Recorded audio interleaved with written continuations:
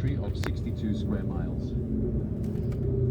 So, tiny, tiny country. 62 square miles is the entire country. And yeah, it's very, very alpine. So, Swiss German, and German are the dialects. The Swiss franc is actually the currency that they still use. You can't use the euro, obviously, but historically it was one of those little Germanic kingdoms, little German sort of city states, little kingdom with princes and kings, but over time it was always aligned with the Habsburg family and with the Holy Roman Empire. And it had some little territories of its own actually in what is now Czech Republic and Slovakia. It had some sort of dependent territories, but after World War I they disappeared. And so Liechtenstein has just remained this size ever since. Tiny, pint-sized. It's famous for a couple of things. Number one, about 15 years ago, Snoop Dogg tried to rent out the country for the whole day. Did you read about that or heard about that? He said, "Oh, can I film a music video? There's the castle up on the hill. Look at that. The old prince lives there." Yeah, and they realized after that, it didn't go ahead, but they realized that they could rent the country out for the day. So they rented out for $70,000 US and up per day, or euros and up, I think, per day. I think it's gone up in recent times. And financial services and banking are the key exports here. However, another fun facts.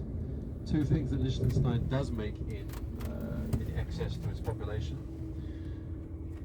First one is sausage skins, random fact. And the other one, it is a hub for the creation of false teeth. So they've got all sorts of weird and wonderful exports here, but our chance to set foot and walk around one of the smallest countries in the world, which is what you can see around us really. The hill to the right, the river to the left, and it goes up for a few miles. So we are going to walk around, have some time to maybe grab a coffee, see if there's some souvenirs you want to pick up. But quite amazing that this still exists today as a country, even though it was a little principality and kingdom for a long, long time. So yeah, our chance to explore another micronation in Europe. The Art Museum. This is the beautiful, opera buildings. Obviously, up on the top of the hill, you have the incredible Prince's Palace. So what we're going to do, folks, in about 1-2 minutes' time, we will stop out the front of the town hall. It's called the Rathaus, like R-A-T, spelled like rat. Rathaus is the name of the town hall, and that is where we will be picked up in an hour's time. So quite fun to visit another country that is double landlocked, tiny, home to 40,000 people, and one of the smallest. Definitely in Europe, it's smallest, but also in the world, it's counted as one of the smallest countries as well. So yes, they're still speaking German, Swiss German here. Just remember your Danke as thanks. You can use your Swiss franc if you have any. You can use euros, and pretty amazing that old Liechtenstein still exists to this day. It's similar to Switzerland. It doesn't actually have EU membership. Doesn't use the euro, but it's got these special agreements with the surrounding nations. Technically, Austria and Switzerland always kind of help it out if it needs it. But in terms again of the services, finances, banking, it used to be a bit of a haven for billionaires up until recently. They've changed the laws. So there we are. Chance to have a wander around this tiny country. So this main street is really all there is. You probably want to wander up, take some photos of the different buildings, maybe grab a coffee. There's another tour here next to us. And yeah, chance to see what is in store here in Vaduz.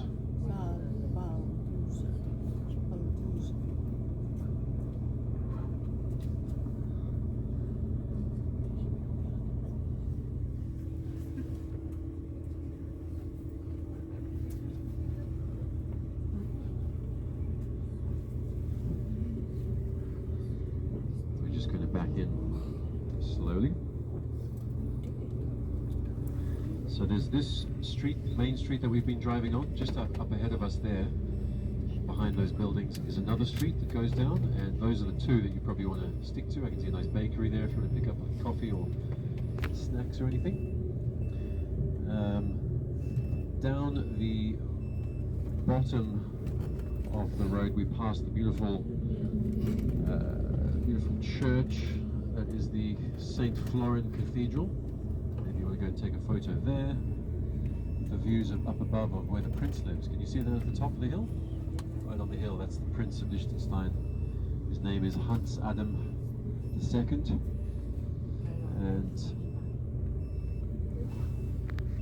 there is, yeah, they've tried to rent it out recently. I think, yeah, Snoop Dogg didn't quite manage to notify them in time, but it was his plans to film a big music video here and use the country, and then they realized, oh, we can actually rent this out to people. So others that got excited and interested in renting the country, many others have begun to look at the options of renting the entire country for a day, big royal weddings, all sorts of different things. So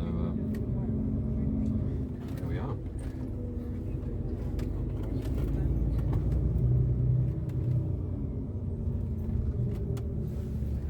So we will park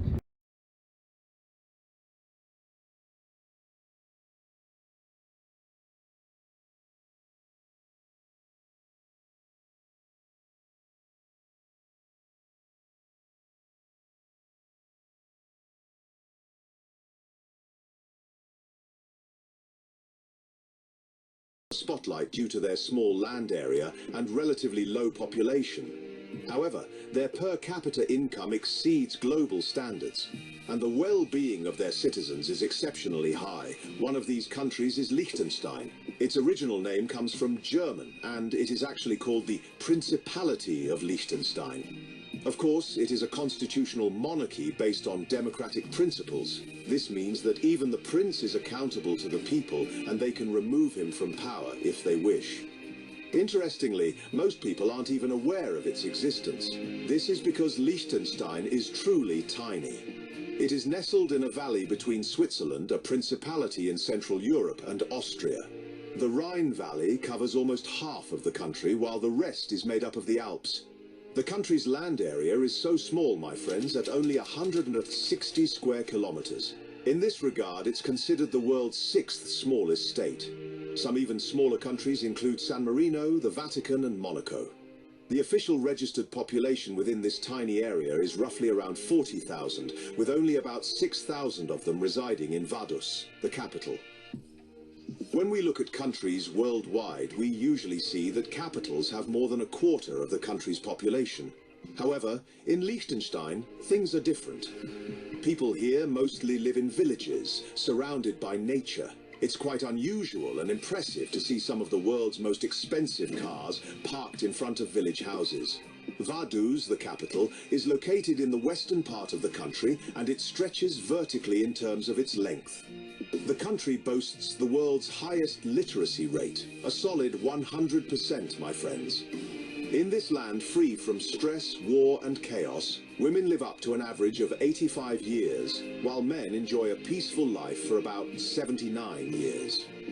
This country, which managed to stay neutral during World War II, continued to develop while other nations were trying to recover in the post-war period.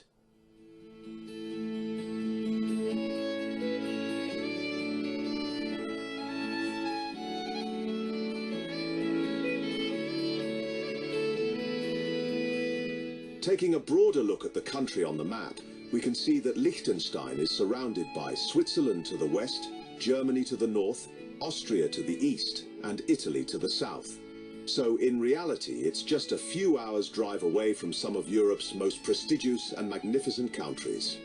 Especially Zurich, Switzerland's jewel and one of the world's top 3 most livable cities every year, is only a 1 hour and 40-minute drive away.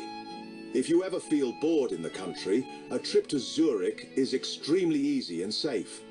Liechtenstein, although situated in Europe, is not a member of the European Union. However, much like Switzerland, Norway and Iceland, it is part of the Schengen area.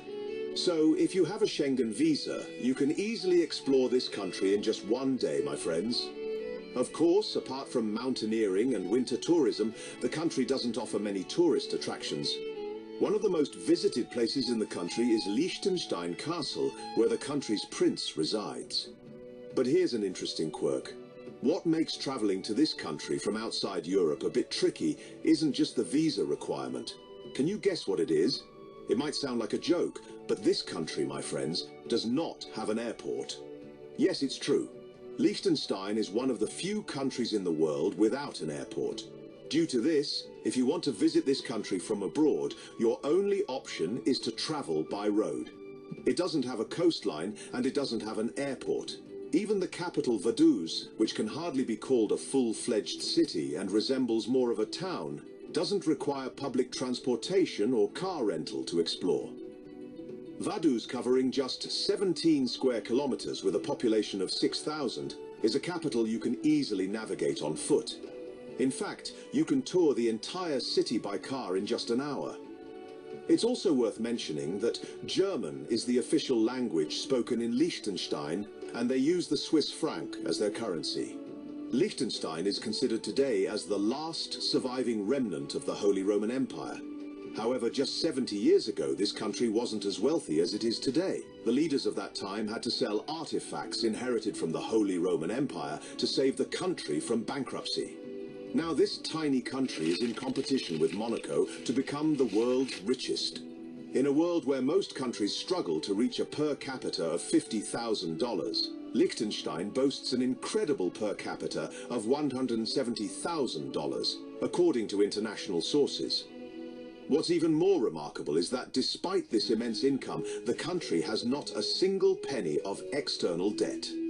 In this regard, Liechtenstein holds the distinction of being the only country in the world without external debt. Geographically, the country may be located in one of the world's safest regions, but there's an economic peculiarity here. Due to its small population, Liechtenstein isn't suitable for large-scale industrial production. Furthermore, the country lacks significant natural resources. So how did a country without the advantages of major industry or significant natural wealth become so incredibly wealthy? I'm sure many of you can already guess the secret behind this. Well, my friends, Liechtenstein, much like Switzerland and Luxembourg, is one of the world's major investment and financial hubs. These countries have become safe havens for the wealth of rich companies and individuals due to the difficulty of being invaded by the powerful European nations surrounding them. Liechtenstein, with the capital inflow from foreign investors, has become an industrial powerhouse today. However, we can't say that Liechtenstein has absolutely no manufacturing. To provide a good example, about 25% of the world's dental prostheses and related dental equipment are produced within the borders of Liechtenstein and exported worldwide. They also produce automobile steering wheels and electronic cables. The influx of this much money into the country, with dental industry being one of the leading sectors, has also resulted in ridiculously low taxes within the country. Just like in Arab countries such as Kuwait, Oman and Qatar, where income tax is almost non-existent due to oil wealth, in countries like Liechtenstein and Monaco, being the world's banking and financial centres, renders the taxes from the local population unnecessary for the government. In return, they have some of the highest quality education and very efficient healthcare systems. The country's unemployment rate is less than 1% of the total population, and the number of crimes committed is so low that it's almost negligible. It's worth mentioning that for a country, less than 1% of the population equates to only about 400 people. This is indeed an exceptional unemployment rate for a country. The international statistics about Liechtenstein reveal an interesting fact. There are approximately 39,000 people in the country, and there are 41,000 jobs available within its borders. This means that the roughly 400 unemployed individuals in the country are in this situation because they are not suited for these jobs. In other words, Liechtenstein is an employment miracle that hosts more jobs than its population. Another interesting aspect is that nearly half of the people working in the offices of companies based in Liechtenstein commute from Switzerland and Austria daily. This is because a country with such a substantial flow of money and only around 40,000 inhabitants requires expertise and knowledge from outside its borders. This shows that for a country to become wealthy, it doesn't necessarily need valuable resources like oil or natural gas or geographic advantages like ports. Ensuring security within the country and reinforcing it with sound economic policies can enable a nation to prosper, particularly through banking and finance. Now that we've taken a rough look at Liechtenstein's economic situation, let's explore some snapshots of life from different parts of the country.